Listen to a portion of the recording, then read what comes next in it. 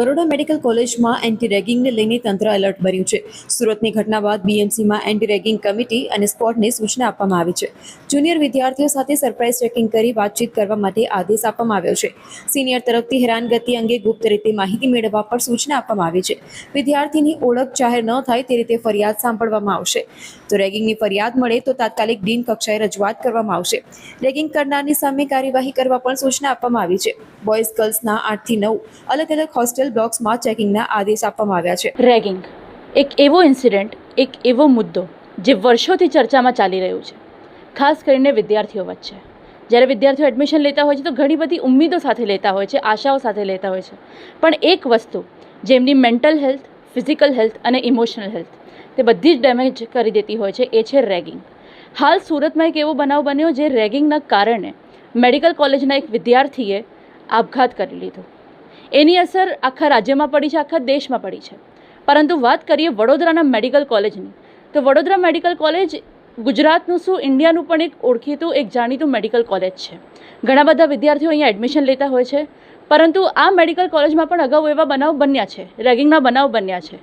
આ વખતે આ સુરતનો જે કિસ્સો થયો છે તેના કારણે હવે વડોદરા મેડિકલ કોલેજ કયા પ્રકારના પગલાં લેશે, સુરક્ષા માટે શું કરશે, તે વિષય પર વાત કરવા માટે અમારી સાથે મેડિકલ કોલેજના ડીન જોડાઈ ગયા છે.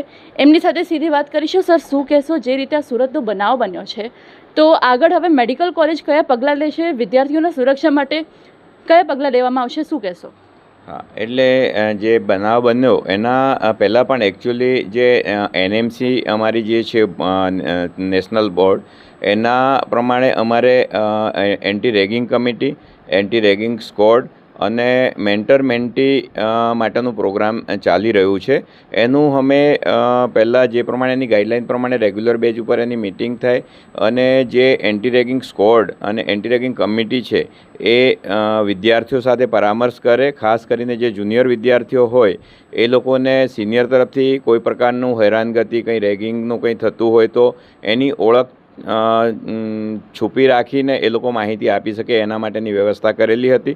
પણ આ બનાવ બન્યો એના પછી અમે તરત એન્ટી રેગિંગ અને એન્ટી રેગિંગ સ્ક્વોડની મિટિંગ બોલાવી અને જે પ્રમાણે અમે રેગ્યુલર બેઝ કરતા એનું થોડું સઘન ચેકિંગ થાય કે જે ડ્યુટી અવર્સ પછી જ્યારે હોસ્ટેલની અંદર હોય વિદ્યાર્થીઓ, ત્યારે અમારા જે 8 થી 9 અલગ અલગ બિલ્ડિંગ છે, હોસ્ટેલ છે, એની અંદર જે કમિટીના મેમ્બર છે એ લોકો વિઝિટ કરે અને વિઝિટ દરમિયાન ખાસ કરીને જુનિયર વિદ્યાર્થીઓ સાથે પરામર્શ કરે અને એવું કંઈ બનાવ આવે તો ડીન કક્ષાએ રિપોર્ટ કરે અને જો એવું મળશે તો એના પર એક્શન લેવાશે એવું ઇન્સ્ટ્રક્શન આપવામાં આવ્યું છે. સર, તમે કમિટીની વાત કરી, તો આ કમિટીમાં કોણ કોણ જોડાશે? ખાસ કરીને જે વિદ્યાર્થીઓ છે એમને ઇન્વોલ્વ કરવામાં આવશે? કયા કયા લેવલના જે અધિકારીઓ છે કે જે પ્રોફેસર છે ઇન્વોલ્વ રહેશે? અને જે સજાની તમે વાત કરી, તો એ સજા કયા પ્રકારની આપવામાં આવશે? એન્ટી રેગિંગની જે ગાઈડલાઇન છે એની અંદર અલગ અલગ સજાની એ છે, કયા પ્રકારનું રેગિંગ છે એ પ્રમાણે ગાઈડલાઇન મુજબ એને એમાંથી રેસ્ટિકેટ કરવાથી માંડી અને એને જેલ સુધી કાર્યવાહી કરી શકાય એવું પ્રોવિઝન એમાં હોય છે. અને એમાં અમે દરેક એટલે ઇન્સ્ટિટ્યુશન એટલે અમારા પ્રોફેસર્સને પ્લસ આઉટસાઇડ મેડિકલ કોલેજના મેમ્બરને પણ એમાં અમે ઇન્વોલ્વ કરીએ છીએ. સાથે સાથે જે વિદ્યાર્થીઓનું યુનિયન એટલે કે જે જુનિયર રેસિડન્ટ ડૉક્ટરોનું જે યુનિયન છે એના પ્રેસિડન્ટ સાથે પણ અમે પરામર્શ કરીને આ વિઝિટ કરતા હોઈએ છીએ. સર, ખાસ કરીને વાત કરીએ તો આ રેગિંગના બનાવ મેન્ટલ હેલ્થ અને ફિઝિકલ હેલ્થ, ખાસ કરીને ઇમોશનલ હેલ્થ સ્ટુડન્ટ્સ પર અસર કરે છે. આ રેગિંગના બનાવ એમના ઉપર, તો એમને શું કાઉન્સિલિંગ આપવામાં આવશે જો આવું કોઈ ઇન્સિડન્ટ સામે આવ્યું? ને ખાસ કરીને વિદ્યાર્થીઓ પણ કઈ રીતે પોતાની સુરક્ષા મેન્ટેન કરી શકે છે? ઓકે, હા, આ બાબતે હું એ કહીશ કે જ્યારે એ લોકોના એડમિશન થાય છે, તમે કીધું એ પ્રમાણે ઇમોશનલ અને સોશિયલ અને એ બધા પાસાને આવરી લેવાની સાથે અમે સાયકેટ્રિસ્ટ જોડે સેશન રાખીને એનું કાઉન્સેલિંગ થાય છે.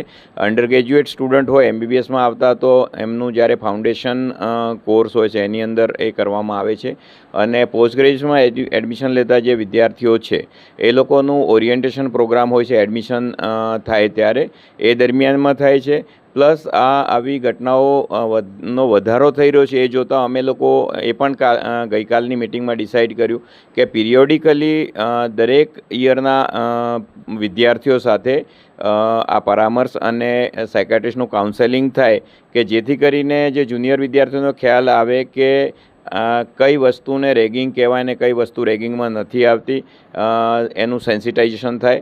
સિનિયર વિદ્યાર્થીઓ છે એ લોકોનું પણ સેન્સિટાઇઝેશન થાય અને એ લોકોને કાઉન્સેલિંગની સાથે સાથે કડક ઇન્સ્ટ્રક્શન પણ આપવામાં આવે કે આ પ્રકારનું બિહેવિયર જો તમે જુનિયર સાથે કરશો તો એ રેગિંગ છે અને એનએમસીની ગાઈડલાઇન મુજબ રેગિંગના હેઠળ જે પણ પનિશમેન્ટનું પ્રોવિઝન છે એ પ્રમાણે તમને પનિશમેન્ટ થઈ શકશે.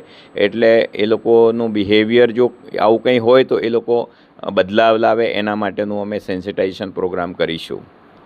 સર, એક અહેવાલ મુજબ ખાસ કરીને વાત કરીએ તો એક અહેવાલ પ્રસારિત થયું છે જેમાં ગુજરાતમાં જેટલા રેગિંગના કેસીસ થયા છે એમાં 25% જેટલા કેસીસ તે મેડિકલ કોલેજીસમાં થયા છે. એ વિષય પર તમે શું કહેશો? તમારું શું મંતવ્ય છે?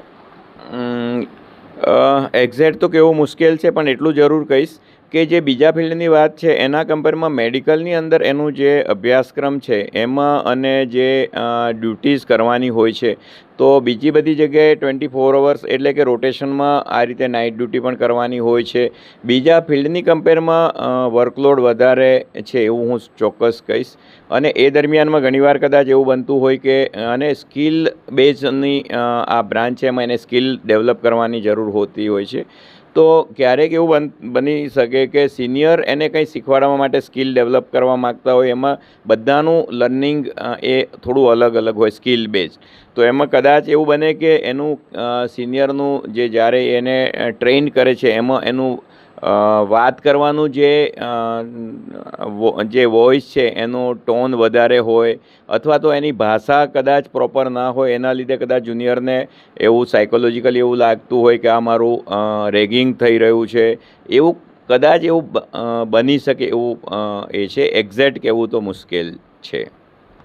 જી બિલકુલ. તો જે રીતે સુરતમાં જે ઘટના બની, જે વિદ્યાર્થીએ આપઘાત કરી લીધું માત્ર એક રેગિંગની ઘટનાના કારણે, અને ત્યારબાદ આની અસર સમગ્ર દેશમાં જોવા મળી છે, પરંતુ વડોદરા મેડિકલ કોલેજના જે ડીન છે તેમની સાથે વાત કરતાં તેમણે કીધું કે જે વિદ્યાર્થીઓ માટે તમામ પ્રકારની જે સુરક્ષાઓ છે તેની વ્યવસ્થા તો કરવામાં આવશે, પરંતુ એક કાઉન્સેલિંગ સેશન પણ અલગથી રાખવામાં આવશે જેનાથી જે વિદ્યાર્થીઓ ઉપર રેગિંગની અસર થઈ છે તેમને કાઉન્સેલિંગ આપવામાં આવશે. અને ખાસ કરીને રેગિંગને રોકવા માટે પણ કમિટીઝ ડિસાઇડ કરવામાં આવી છે, કમિટીઝ બનાવવામાં આવી છે ને તમામ પ્રકારના જે પ્રોફેસર્સ છે કે મેડિકલ કોલેજ યુનિયનના પ્રેસિડેન્ટ થઈ ગયા તે બધાને ઇન્વોલ્વ કરીને આ કમિટીઝ તેમને ખાસ કરીને ડિફાઇન કરશે કે રેગિંગ શું છે અને રેગિંગથી કઈ રીતે બચવાનું, તેના માટે તમામ પ્રકારના પગલાં લેવામાં આવ્યા છે.